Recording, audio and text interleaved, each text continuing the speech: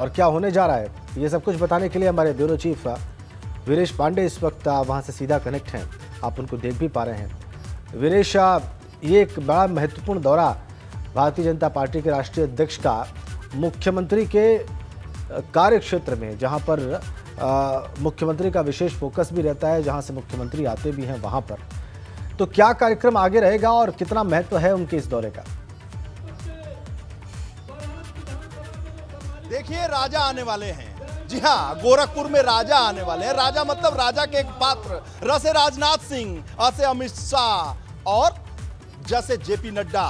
3 इलाकों में 6 क्षेत्रों को भारतीय जनता पार्टी ने बांट दिया है 2022 के इलेक्शन के लिए।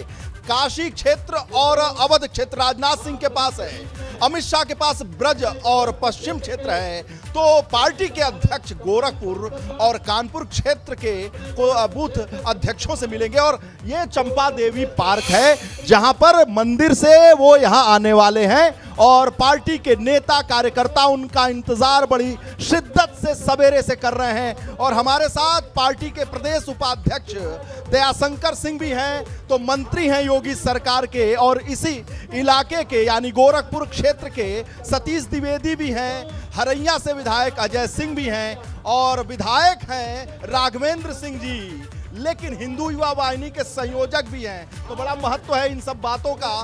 तो मैं देखिए क्या चौकड़ी है, ये खड़े हैं दयाशंकर सिंह हैं, सतीश द्विवेदी जी और अजय सिंह जी, राघवेंद्र सिंह जी। तो एक सवाल उठता है सबसे बड़ा कि भाई बलराम राजभर के घर भोजन करने जाएंगे राष्ट्रीय अध्यक्ष जी, तो मैं ये कह रहा हूं कि बाबू साहब और पंडित जी भी बहुत दिन से थाली सजा के रखे हुए हैं। बाबू साहब हैं, पंडित जी हैं और भी बाबू साहब लोग, तो ये इनकी बारी कब आएगी? देखिए, बाबू साहब और पंडित जी लोग तो सदैव खिलाते रहे हैं। मोदी जी और योगी जी के राज में राजभर भी अभी इस हैसियत के हो गए हैं कि हमारे राष्ट्रीय अध्यक्ष को भोजन करा सकते हैं।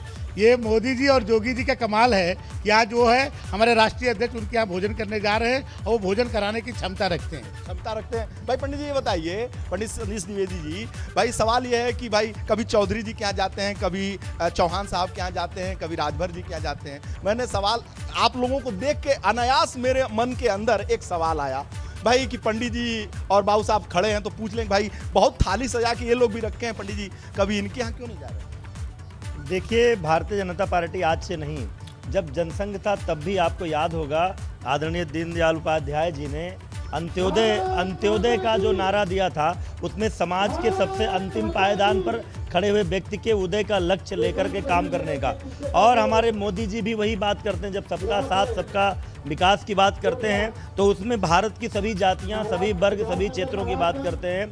समाज का कोई भी वर्ग अपने को उपेक्षित न महसूस करे, उपेक्षित महसूस न करे, क्योंकि दीनदयाल उपाध्याय की पार्टी है, अंत्योदय की पार्टी है, तृणमूल की पार्टी है, जो जमीन में बैठे हुए हैं उनको उनके उत्थान की पार्टी है। राघवेंद्र सिंह जी जो हिंदू युवा वाहिनी के संयोजक भी हैं, आपको बड़ी उत्सुकता लगती होगी कि भाई हिंदू युवा वाहिनी तो योगी जी चलाते थे, अब तो मुख्यमंत्री हो गए हैं, तो हिंदू युवा वाहिनी कहां से आ गए? एमएलए भी हैं, भारतीय जनता पार्टी के एमएलए हैं, लेकिन सवाल है, बड़ी उत्सुकता है कि हिंदू युवा वाहिनी के आप संयोजक हैं, तो चंपा देवी पार्क में जो चल रहा है, तो जो समन्वय है भारतीय जनता पार्टी हिंदू युवा वाहिनी का, तो नीचे से लोगों को ऊपर करना, पार्टी को मजबूत करना, इसमें क्या है पूरा जरा बताइए। जो लक्ष्य था, जो मिशन था, जिस उद्देश्य के लिए हम लोग कार्य कर रहे थे, अब उत्तर प्रदेश में योगी जी और देश में मोदी जी के नेतृत्व में वो सारा अभियान चल रहा है।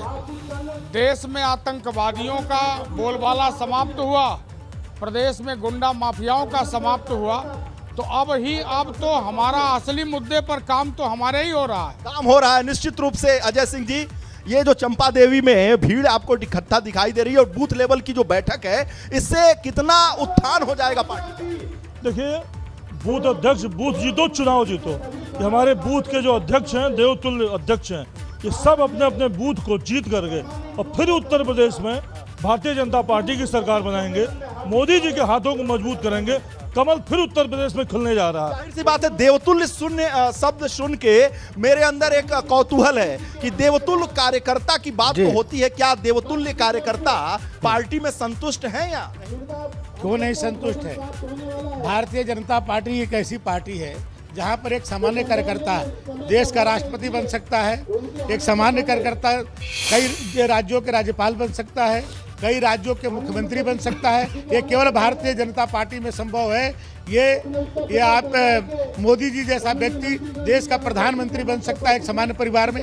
जोगी जी जैसा एक सामान्य परिवार में पैदा हुआ व्यक्ति आज उत्तर प्रदेश का मुख्यमंत्री हो सकता है। ये भारतीय जनता पार्टी कार्यकर्ताओं की पार्टी है और इसका नेता भी कार्यकर्ता है और इसका एक एक कार्यकर्ता नेता है। ये केवल भारतीय जनता पार्टी में किसी दल में संभव है। जाहिर सी बात है, आप ये कह रहे हैं कि राष्ट्रपति से लेकर हर व्यक्ति को जिस तरीके से जो सामान्य कार्यकर्ता था वहां तक पहुंचा।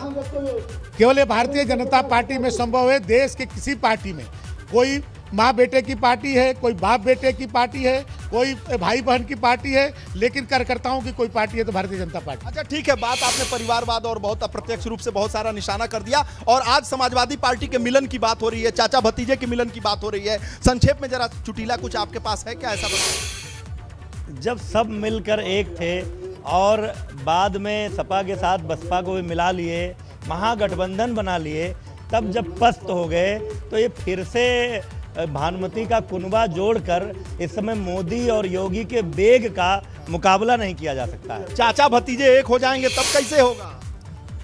नहीं, चाचा भतीजे या सभी बुआ और भतीजे भी एक हुए थे और वो जब दोनों एक होकर के जो पूर्व और पश्चिम एक सवाल दोनों जरूर एक होने के बाद भी भारतीय जनता पार्टी जो अगर इतना ही विश्वास है, वीरेश ये प्रश्न जरूर पूछें इन लोगों से कि जितने स्टालवर्ट्स हैं, जितने धुरंधर हैं इस वक्त भारतीय जनता पार्टी में, बिल्कुल एक सवाल है जी राजेंद्र जी राजेंद्र, एक सवाल है जो मेरे जहन के अंदर है। भाई अखिलेश जी के साथ हमने कवर किया उनकी रथ यात्रा, तो सवाल एक हो रहा है, बहुत सारे लोग सवाल कर रहे हैं कि बुआ तो चली गई अखिलेश जी से, अब अखिलेश जी के साथ एक फूफा आ गए। नहीं, वो फूफा को भी भारतीय जनता पार्टी ने ही आज उस स्तर पर पहुंचाया कि जहां पर जो है कई बार अखिलेश जी ने उनके साथ धोखा कर चुके हैं। अखिलेश जी कई बार उनको बुलाए और उनके सम्मान उनका नहीं किए, लेकिन भारतीय जनता पार्टी ने उनको सम्मान किया, उनको विधायक भी बनाया और उनको मंत्री भी बनाया। जो आज जो उनकी हैसियत है उसमें भारतीय जनता पार्टी का बहुत बड़ा योगदान है। कब तक रहेंगे रथ पे? ये तो मैं ये नहीं बता सकता हूँ, क्योंकि मुझे ये लगता है कि राजनीति में कोई चीज़ असंभव नहीं है।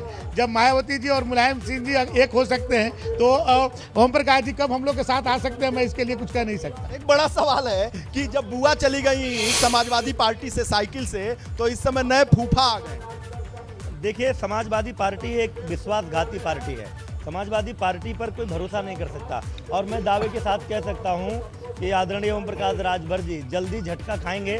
जब सीटों का बंटवारा होगा तो सपा जिन सीटों को ठीक है वीरेश, संभव समझेगी, समाजवादी पार्टी के विश्वासघात की बात कर रहे हैं और एक होने